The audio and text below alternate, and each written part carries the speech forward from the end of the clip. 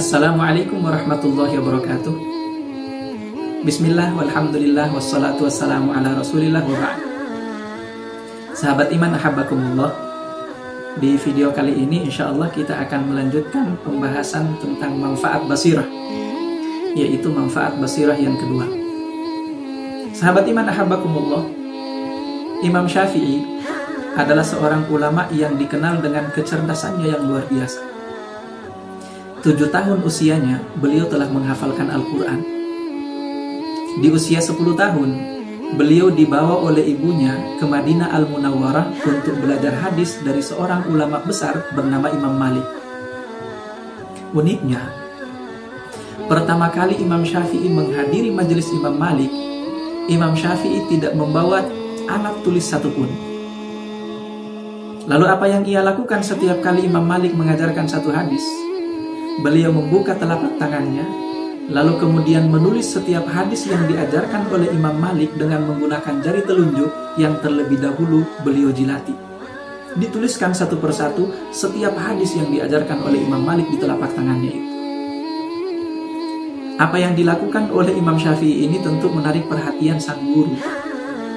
Tapi pada saat itu Imam Malik belum paham dengan apa yang dilakukan oleh muridnya itu.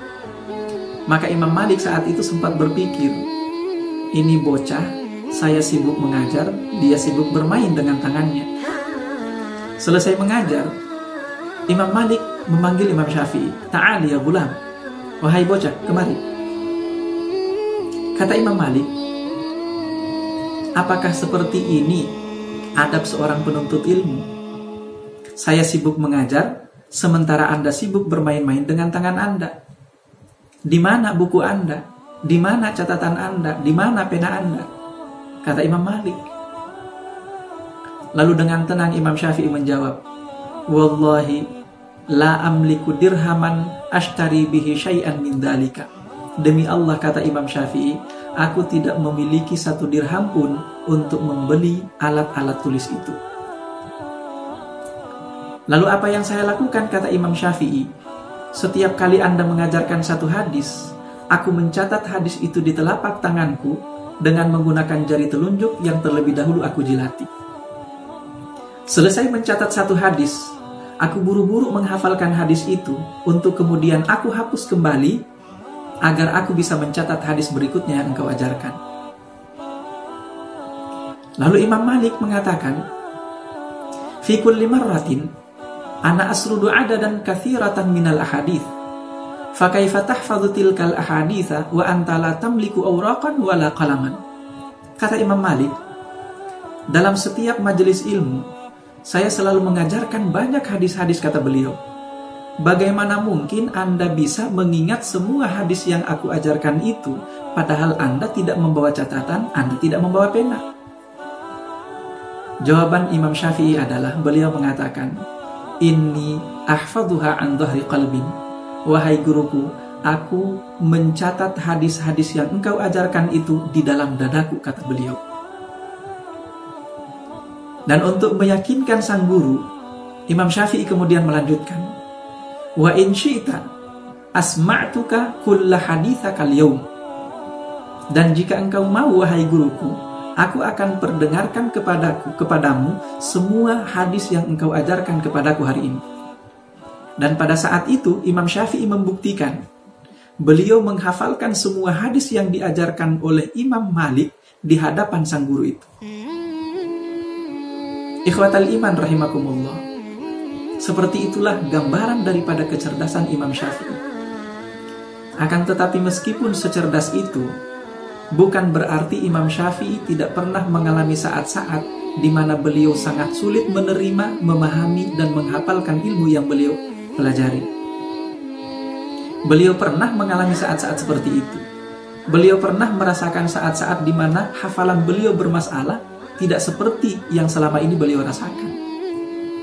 Suatu waktu beliau pernah merasakan itu. Beliau merasa bahwa kemampuan menghafal beliau sedikit bermasalah.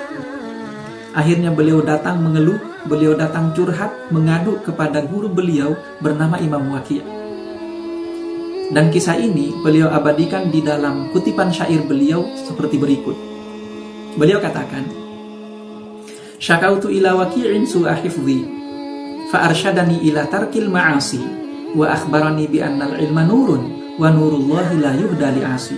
Kata beliau, syakautu ila waqi'in su'a hifdhi. Suatu waktu ketika aku merasa bahwa kemampuan menghafalku agak sedikit bermasalah, aku datang curhat kepada guruku bernama Imam Waqi' tentang buruknya hafalanku itu, kata beliau. Fa'arsyadani ila tarkil ma'asi. Ternyata apa jawaban Imam Waqi'? Arsyadani ila tarkil ma'asi. Beliau mengingatkanku untuk meninggalkan maksiat. Wa akhbarani bi annal ilma nurun. Dan beliau juga mengingatkan kepadaku bahwa ilmu itu adalah cahaya. Wa nurullahi la yuhda li'asi. Dan cahaya Allah tidak akan pernah diberikan kepada orang-orang yang bermaksiat. Sahabat iman ahabbakumullah, ini artinya adalah bahwa ilmu itu adalah cahaya, dan dia adalah cahaya Allah. Dan cahaya Allah tidak akan pernah bisa berpadu dengan kegelapan maksiat di dalam hati seseorang. Dan itu artinya adalah bahwa cahaya ilmu hanya akan bisa menembus dada yang diterangi oleh cahaya basirah. Maka oleh sebab itu, dari sini kita bisa menyimpulkan bahwa manfaat basirah yang kedua bagi setiap mukmin adalah dengan cahaya basirah, seorang mukmin akan dimudahkan oleh Allah untuk memahami, menerima, mencerna, dan menghafalkan ilmu-ilmu yang ia pelajari. Sahabat iman ahabbakumullah, semoga Allah Subhanahu wa Ta'ala senantiasa mengampuni dosa-dosa kita, menjaga kita dari setiap maksiat yang mungkin bisa kita lakukan dalam kehidupan kita sehari-hari, agar supaya kita tetap bisa mempertahankan cahaya basirah di dalam dada kita, dan dengan itu Allah memudahkan kita untuk senantiasa menerima, memahami, mencerna, dan menghafalkan setiap ilmu yang kita pelajari. Wallahu a'lam bishawab. Mudah-mudahan bermanfaat. Assalamualaikum warahmatullahi wabarakatuh.